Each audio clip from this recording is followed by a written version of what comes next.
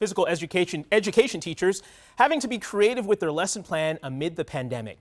So here to talk about this is Northmore teacher Edgar Folks and Veronica DiCarlo and Superintendent Michelle McNear. Good morning to all of you this morning. Good morning. Good morning. All right, good to have you here with us this morning. And we want to start with you, Mr. Folks. What do you feel has been the hardest part of your job during this pandemic? I think the social distancing with the kids, even though we have a gymnasium, have one class at a time, we have about 20, maybe 25 kids at a time, keeping them, spaced out so that there's not a lot of close interaction with each other.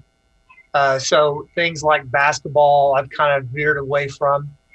And we've spent a lot of time in the early fall outside so that we have more space, more area for the kids to be at. Yeah, and Principal DiCarlo, I imagine it's just been tough for all your teachers having to figure this out, but they are finding a way to adapt. Absolutely. The teachers are just champs, and they figured things out, and they've been creative and taken a lot of care and safety into consideration to make sure our kids can stay in the building and have a great education. Mr. Folks, is there anything that you do now in your classroom that you may implement once the pandemic has run its course here? Is there anything that you find that you're like, oh, this may work even beyond this? Well, I think one of the things, finding more individual activities for the kids to do. A lot of times we've done, in the past, I've done large group games and stuff. So finding more activities that they can do individually by themselves, whether it's just ball handling skills, learning to pitch a horseshoe or a sock filled with a beanbag, just individual things that I think the kids can work on their own, but they don't have to be in close proximity with other kids. Something I'm going to probably end up doing more of. And Superintendent McNear, I want to talk to you. What do you think about the work that your teachers and your principals and your staff in your district have done when it comes to this pandemic? They've been fantastic. Very strong leadership from teachers to principals to administrative staff. Cannot say enough positive and uplifting things about our team. All right, that is awesome to hear. So, Mr. Folks, we asked you here to talk about what you're doing in the classroom and your work as a teacher, but we also have a bit of a surprise for you. We want to tell you, Mr. Folks, that you are our December Teacher of the Month, sir. Congratulations. I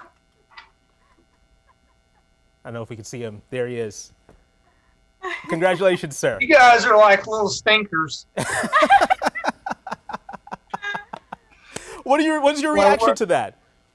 I just, I'm a blessed man. God gave me this calling to work with kids.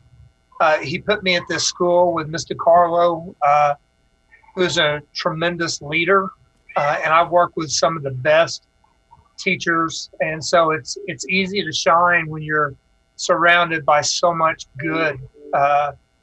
We've got a great school here at Northmore, and I'm truly, truly blessed. So I want to let you know the person who nominated you told us an amazing story. They said he literally helped save my son's life. He called one day concerned about my child because he was falling asleep in PE. Could you tell us more about that moment?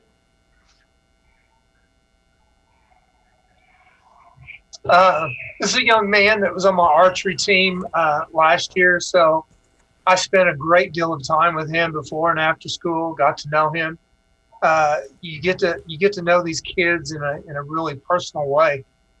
Once we came back from the pandemic, I was able to notice that he had lost a considerable amount of weight, which wasn't normal. When I questioned him, he told me, he'd just been working out and eating better, but it was more than that. And the second or third day of school, I noticed that he was falling asleep in class, which in my PE class, so it's like, that's just not right. So I talked to his teacher, said, please keep an eye on him. And she told me he was falling asleep. And so when I did some more research with mom and them, found out that he had started urinating a lot, was drinking a lot more fluids. These are all telltale signs of onset of type 1 diabetes. My wife's a diabetic, so I've lived with this and I've seen it. Had another archery student that was the same way.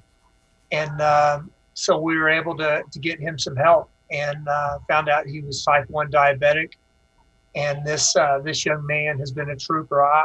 I'm not the hero. This kid every day gets up and has to give shots and check his blood sugar. But without us being in school, this could have been a completely different outcome. So having more step up to the plate and offer in-person school, and then being trained as a PE teacher to look for things like this, it was a win for everybody. But I'm glad the kid's got some help and is doing just absolutely tremendous. I know you're saying that you're not a hero, but I certainly think you are a hero, sir. No doubt about it. I want to read one more thing that mother said. If she waited a few days longer, he would have gone into diabetic ketoacidosis. Because of his attention to detail and level of care that he has towards all the kids, he instinctively knew that something was amiss with mine. He treats every kid as if they were his own. Sir, you are a well-deserved Teacher of the Month, and I do have one more thing for you here. As a result of you being Teacher of the Month, you're entitled to this, $1,000 for your project on donorschoose.org, courtesy of Quail Creek Bank. You can use this for whatever you need in your classroom. Congratulations to you. What do you think you could use this money for? Oh my gosh. I've got some balls that need to be replaced, and I've always wanted a classroom set of like handheld weights so that the kids could, as they walk each day, do some upper body exercises. So there's, I've got plenty of things I could buy with that $1,000, but that's truly is a blessing. I thank God for being able to be in this school and be here at the right time. Principal DiCarlo, what are your thoughts? I think that Ed is so well deserving. He's an amazing teacher. He is a fabulous colleague, and our whole community just adores him. So I just couldn't be any happier. This is perfect.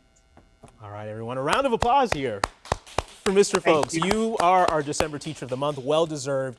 Keep doing what you're doing, and we love to see what you're doing for the kids and also saving lives as well. So congratulations. Thank you very much. I appreciate it.